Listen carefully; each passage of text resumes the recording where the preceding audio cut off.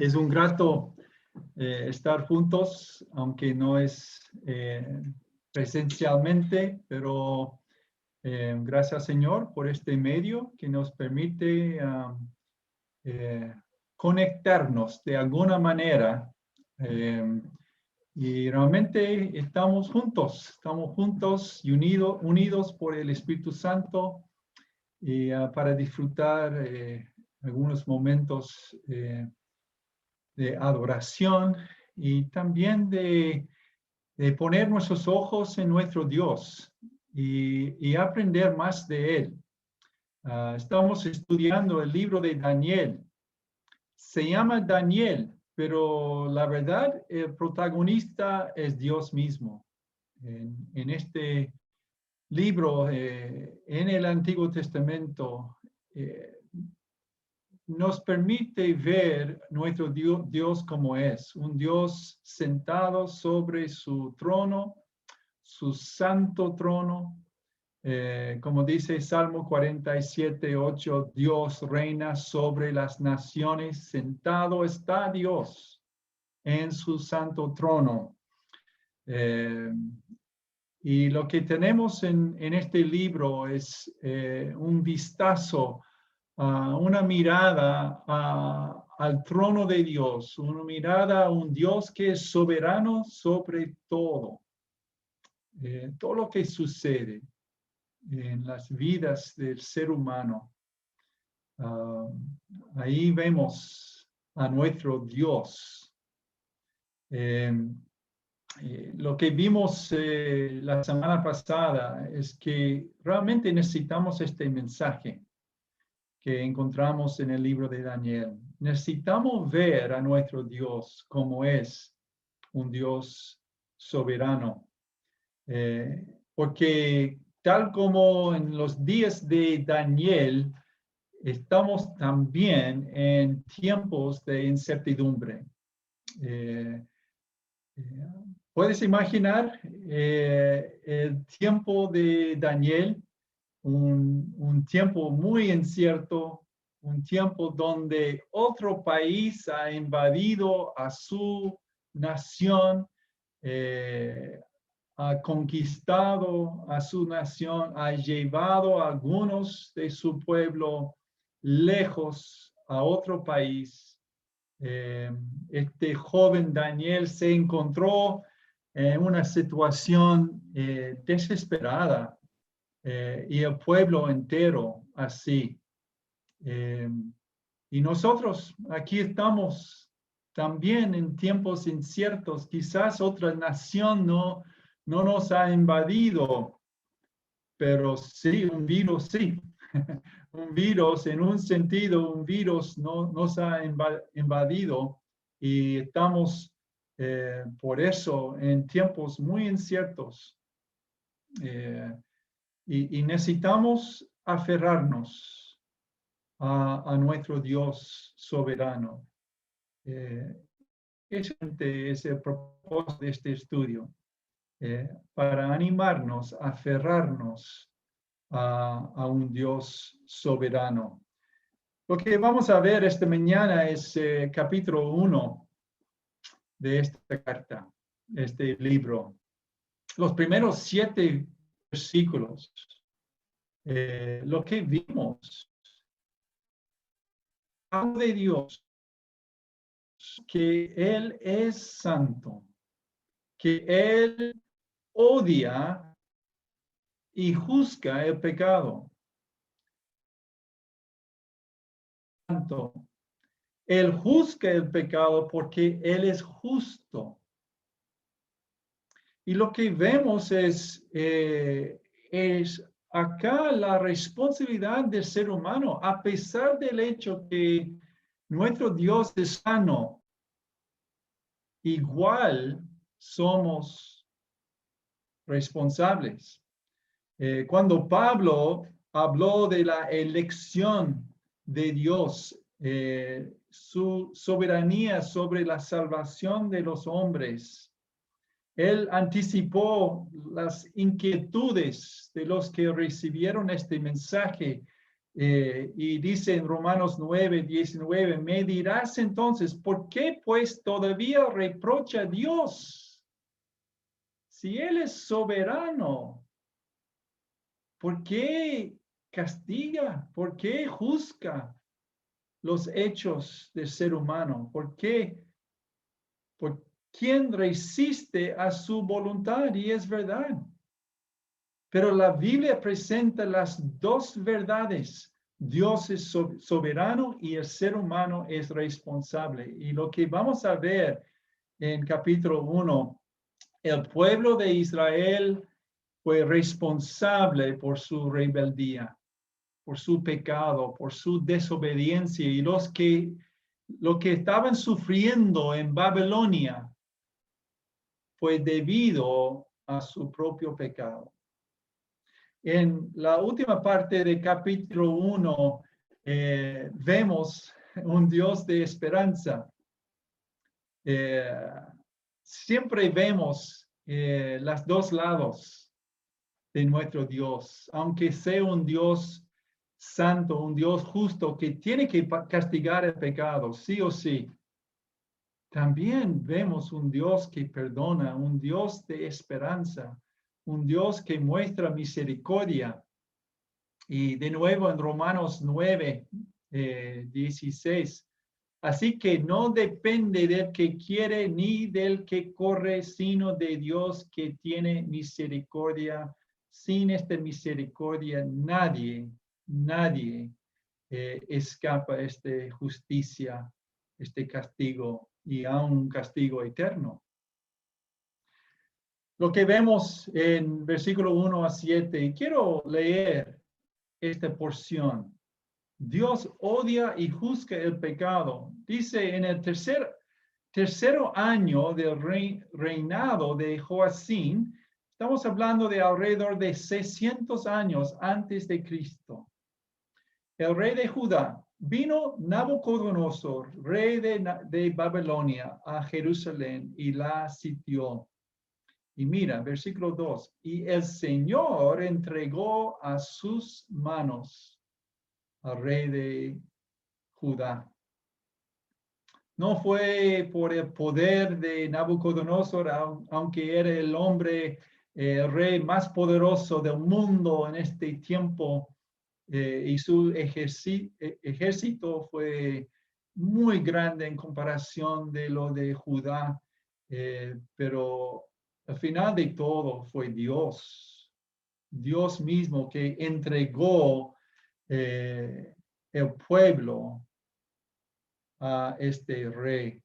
Y algunos de los utensilios de la casa de Dios, lo que fue considerado santo para el pueblo de Israel, solamente algunos pueden aún tocar utensilios.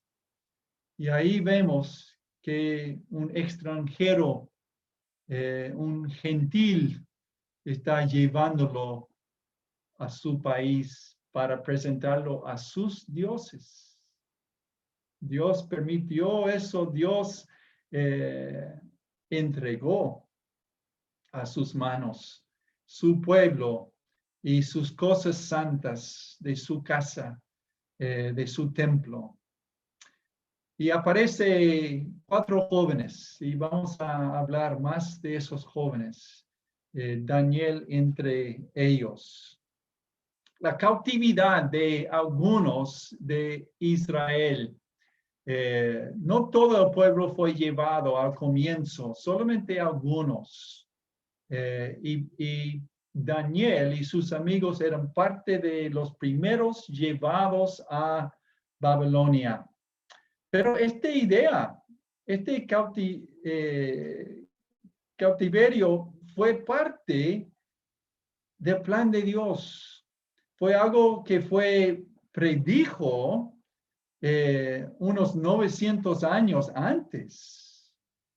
Moisés, en Deuteronomio, Dios dijo a Moisés al final de su vida, no puedo imaginar recibir este mensaje.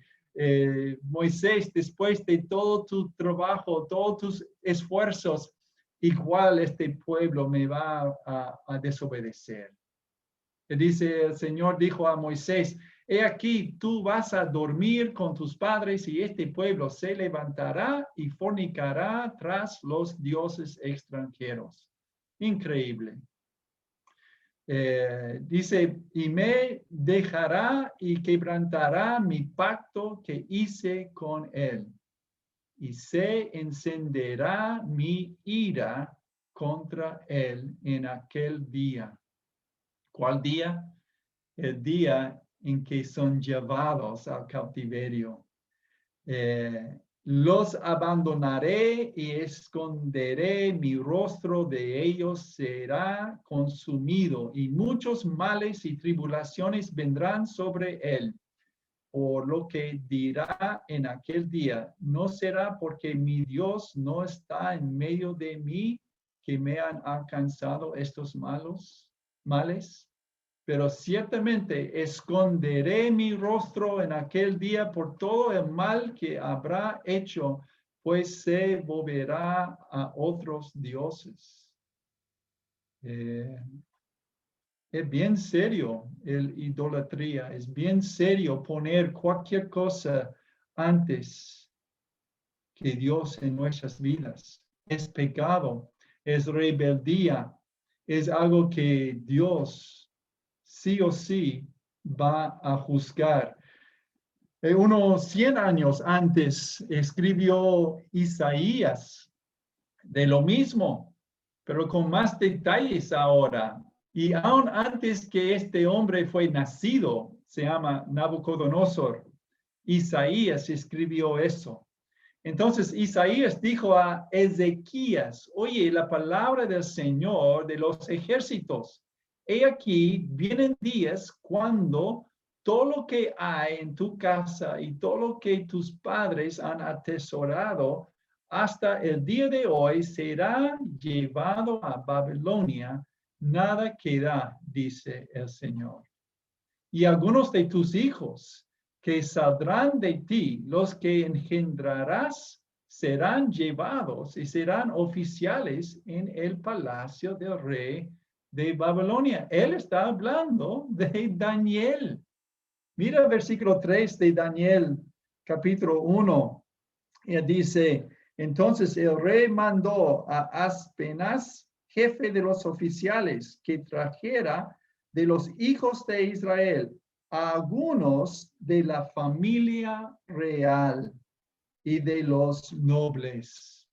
Este predijo 100 años antes que sucedió. Jeremías, que era más contemporáneo de este cautiverio, pero también predijo, dio detalles de este juicio de Dios sobre su pueblo por su pecado. En capítulo 25 dice, por tanto, así dice el Señor de los ejércitos, por cuanto no habéis obedecido mis palabras, he aquí, mandaré a buscar a todas las familias del norte, declara el Señor, y a Nabucodonosor, rey de Babilonia, siervo mío, mira, siervo mío, hizo la voluntad de Dios cuando él vino sobre Jerusalén y conquistó el pueblo y llevó a algunos a cautiverio. Y los traeré contra esta tierra, contra sus habitantes y contra todas esas naciones de alrededor. Los destruiré por completo y los haré objeto de horror, de burla y de eterna desolación. Y haré cesar de ellos la voz de gozo y la voz de alegría y la voz de novio y la voz de la novia, el sonido de las piedras de molino y la luz de la lámpara. Toda esta tierra será desolación y horror, y estas naciones servirán al rey de Babilonia 70 años. En capítulo 27, dice, y ahora he puesto todas esas tierras en manos de mi siervo Nabucodonosor, rey de Babilonia, siervo mío, y también las bestias del campo le he dado para que le sirvan. Y todas las naciones le servirán a él, a su hijo y al hijo de su hijo, hasta que llegue también la hora a su propia tierra. Entonces muchas naciones y grandes reyes lo harán su siervo. Es decir, Dios tiene un plan para este rey Nabucodonosor, este pueblo de Babilonia, los caldeos, pero fue por un tiempo nomás. En capítulo 29, versículo 10, dice, pues así dice el Señor, cuando se le hayan cumplido a Babilonia 70 años, yo os visitaré y cumpliré mi buena palabra de haceros volver a este lugar. No fue un castigo para siempre, fue un castigo debido a su pecado, debido a su rebeldía, pero con un fin de tiempo, 70 años, dijo Jeremías. Mira, hermanos, no podemos pensar que nuestro Dios solamente juzga el pecado en el Antiguo Testamento. Es el mismo Dios hoy en día. Su odio por el pecado es lo mismo hoy que fue hace 3,000 años. Dios odia y juzga nuestro pecado. Mucho del Antiguo Testamento sirve para dar ejemplo a nosotros. Sirve como una advertencia de cómo es Dios y qué hace Dios constante con su carácter, con sus atributos de ser santo y justo. En 1 Corintios, Pablo quiere animar a esta iglesia a arrepentirse de su pecado.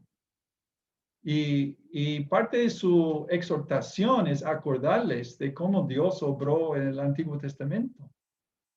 En este caso, él habla de algo que sucedió casi 1,000 años antes de este cautiverio, cuando el pueblo de Israel andaba en el desierto, antes de entrar en esta tierra prometida.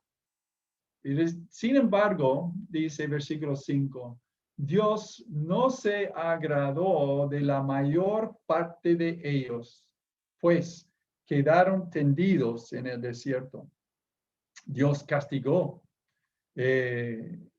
Todos los adultos murieron en el desierto. Solamente los jóvenes sobrevivieron, excepto por Caleb y Josué.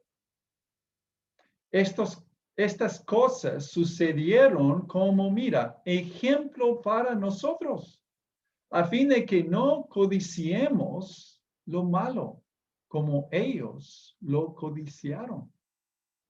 Mientras ellos estaban en el desierto, Dios está guiándolos y prometiéndolos una tierra prometida, pero vez tras vez estaban en rebeldía contra Dios. Se quejaron de sus circunstancias y solamente querían volver a su vida en Egipto, aunque fue una vida de esclavitud. Pero los placeres que ellos disfrutaron en Egipto, eso es lo que fue, lo que les atrayó. Y ellos desobedecieron a Dios.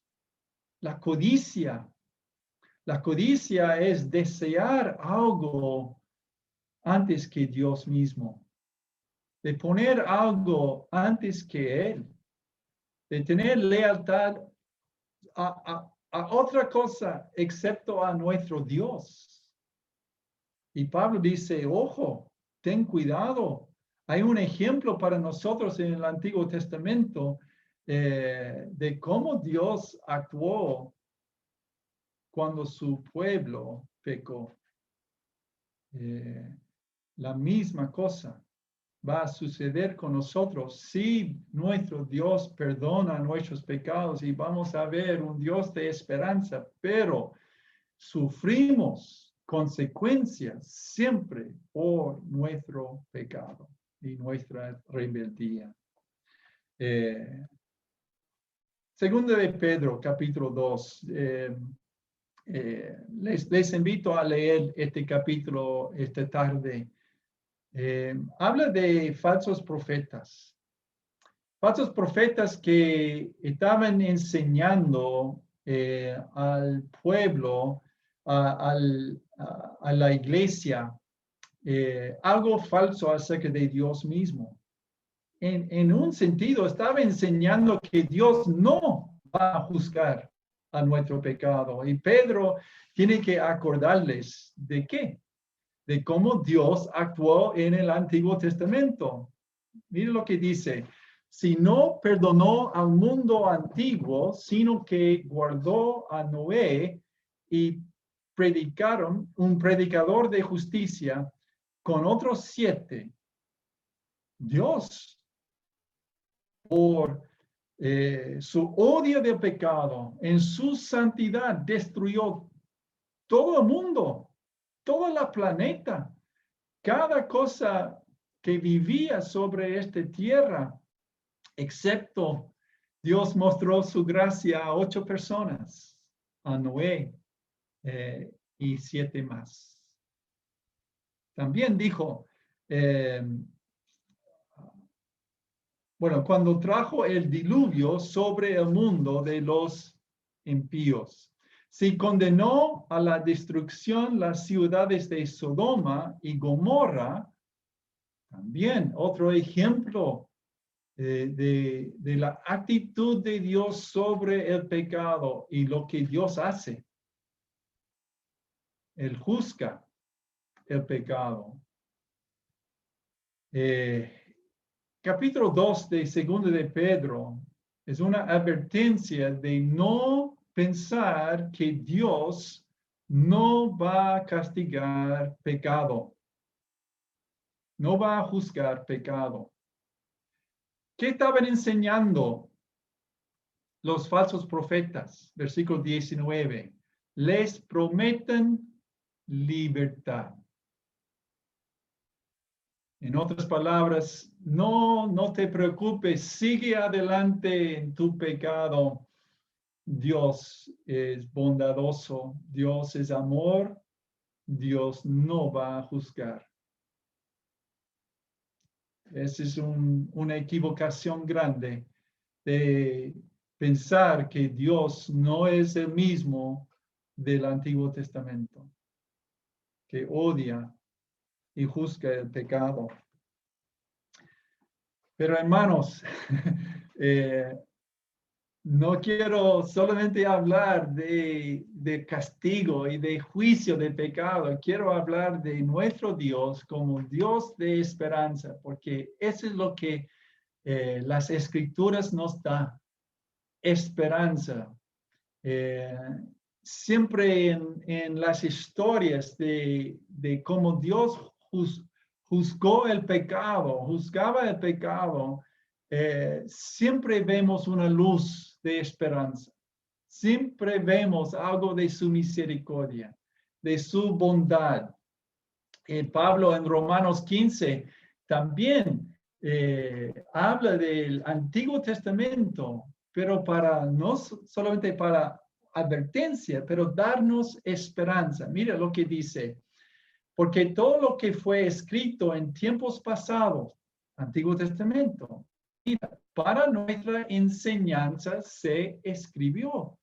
Es para bien, es para guiarnos en nuestra vida ahora, a fin de que por medio de la paciencia y del consuelo de las Escrituras, que tengamos esperanza. Pablo dice en 1 Corintios, fue para ejemplo de advertencia, para que no codiciemos el pecado en nuestras vidas, pero también son ejemplos para darnos esperanza, esperanza. Y es lo que vemos, hermanos, con este ejemplo de Daniel. El ejemplo de este joven. No debemos mirar a Daniel y decir, mira cuán grande era este joven. Nos debemos mirar a su vida y ver la misericordia de Dios, ver la gracia de Dios en este joven. Dios mostró su gracia al joven Daniel y ese predijo, fue una gracia predicha.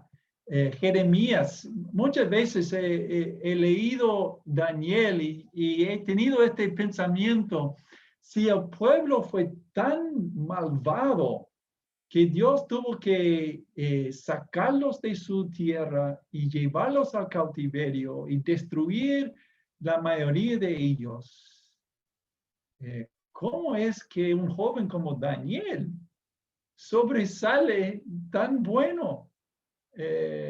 Y un ejemplo para todos. Tenemos la respuesta en Jeremías 24.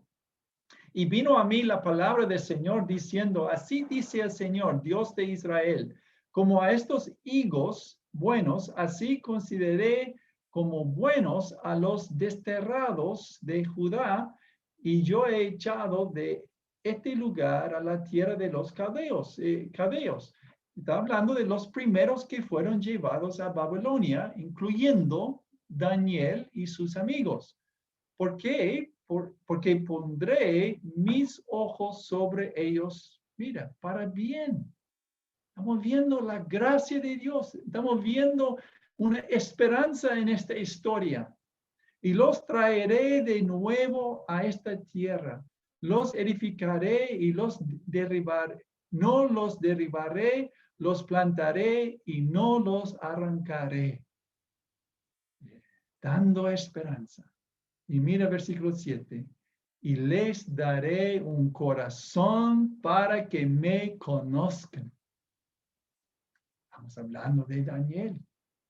Porque yo soy el Señor y ellos serán mi pueblo y yo seré su Dios, pues volverán a mí de todo corazón. Daniel es un ejemplo de un hombre que tenía un corazón entero para Dios. Pero hermanos, no debemos aplaudir a Daniel. Debemos aplaudir a nuestro Dios, porque Él dio su gracia para este joven, para que tenga un corazón para Él. Daniel, aun siendo un lolo, increíble como este joven, estamos hablando de alguien quizás de la edad de Ignacio, Cata, muy joven, un lolo. Y él se comprometió a obedecer a Dios en circunstancias adversas. Increíble, llevado de su familia, de su país a otra tierra. Y tenía la oportunidad de disfrutar esta tierra y su puesto en el oficio, ser oficios delante del rey. Pero ellos se aferraron a Dios. Fueron leales a Dios en medio de su circunstancia.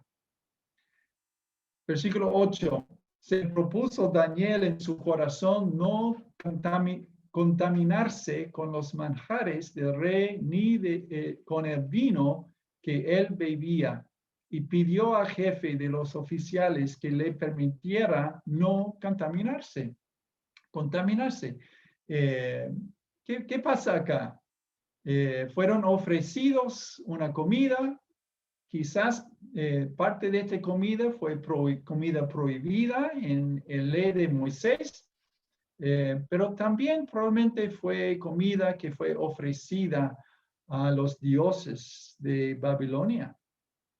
Y ellos estaban con este acto de compromiso, a pesar de las posibilidades de consecuencias muy graves, ellos se aferraron a Dios. Dios muestra su gracia al joven y bendice su obediencia. Mira versículo 9. Dice, Dios concedió a Daniel hallar favor y gracia ante el jefe de los oficiales. Encontró en otra tierra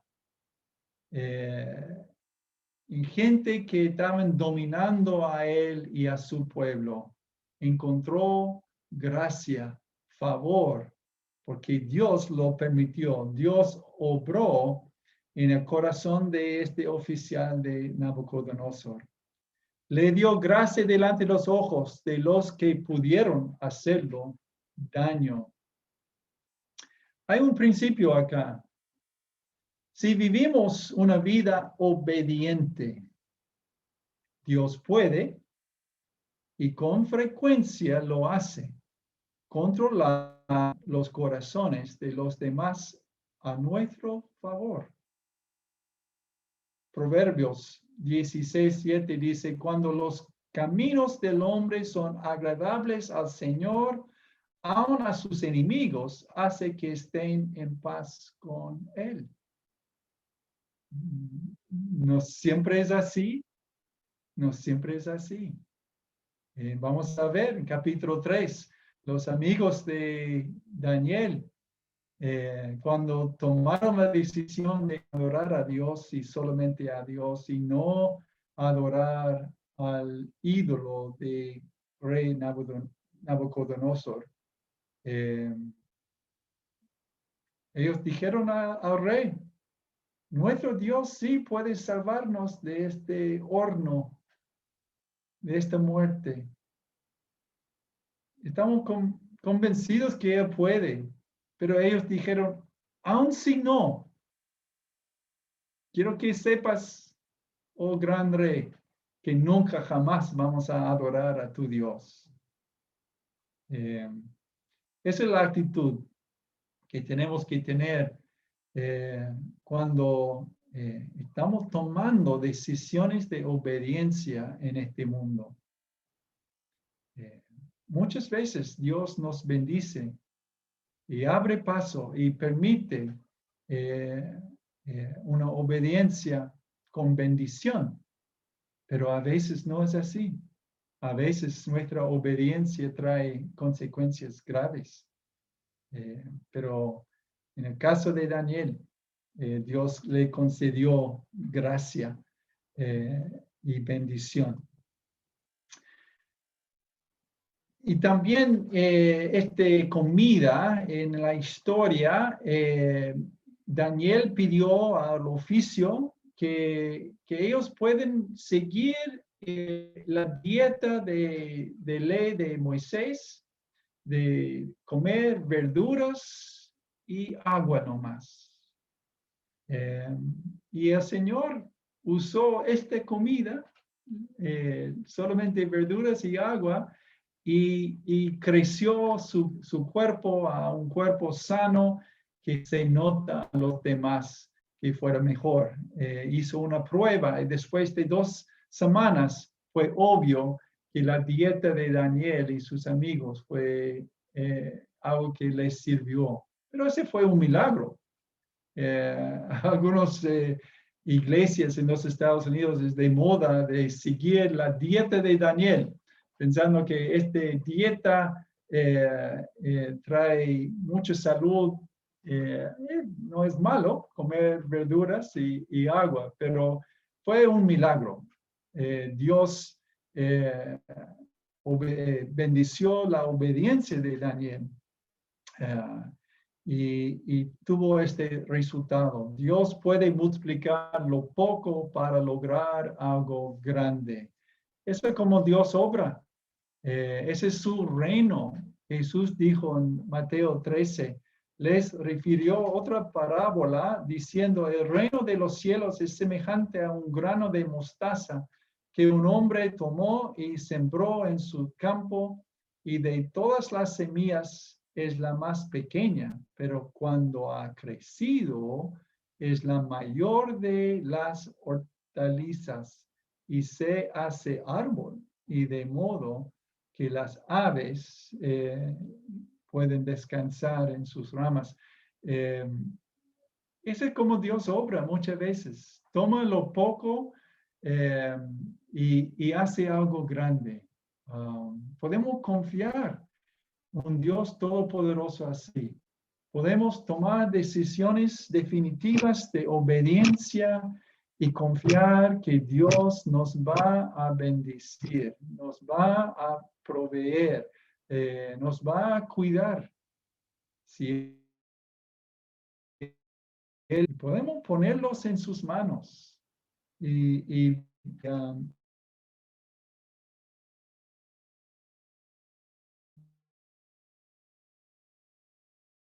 dio gracia, le dio gracia para sus logros personales. Leemos versículo 17 a versículo 20. Dice, y esos 4 jóvenes, Dios les dio conocimiento e inteligencia en toda clase de literatura y sabiduría. Además, Daniel entendía toda clase de visiones y sueños. Al cabo de los días que el rey había fijado para que fueran presentados, el jefe de los oficiales los trajo ante Nabucodonosor. El rey habló con ellos, y de entre todos ellos no se halló ninguno como Daniel, Ananías, Misael y Azarías. Entraron pues al servicio del rey, y en todo asunto de sabiduría y conocimiento que el rey le consultó, los encontró 10 veces, mira, 10 veces superiores a todos los magos y encantadores que había en todo su reino. Estamos hablando de algo de la gracia de Dios en las vidas de esos jóvenes, sus logros. Cualquier logro que tenemos en nuestra vida, no debemos aplaudar a nosotros mismos y pensar que somos más especiales que a los demás de alguna manera. No, siempre debemos reconocer que hay un Dios soberano, un Dios de gracia, un Dios que nos permite lograr lo que logramos. Sí, podemos esforzarnos y debido a trabajo, mucho esfuerzo, pero al final de todo es debido a la gracia de Dios.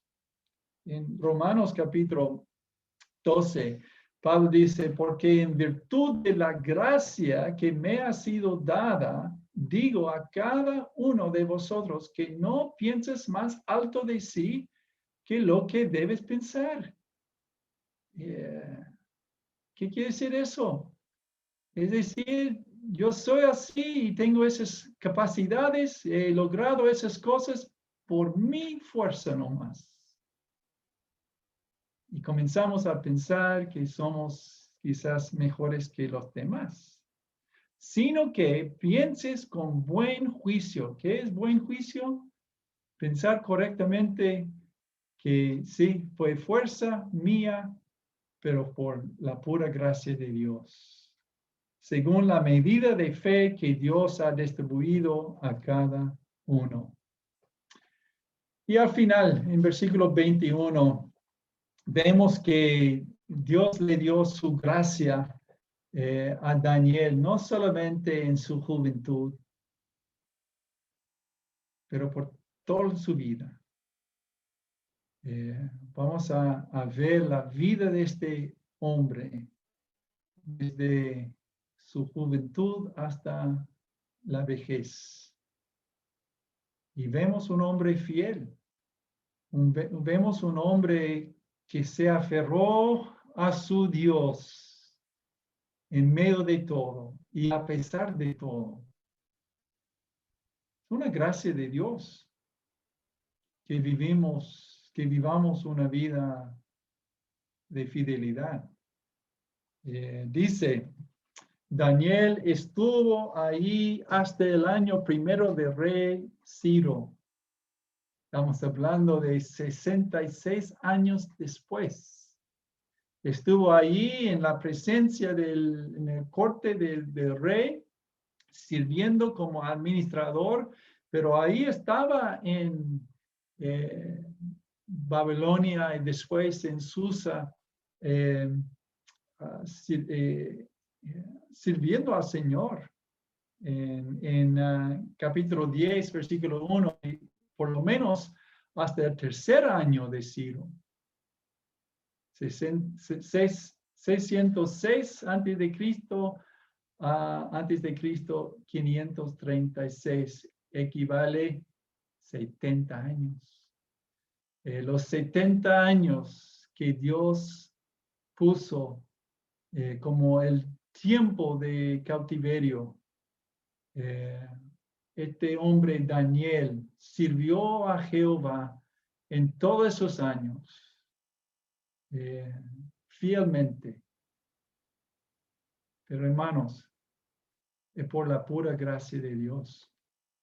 La pura gracia de Dios fue Dios que dio a Daniel un corazón para servirle, un corazón para seguirle a pesar de las posibles consecuencias.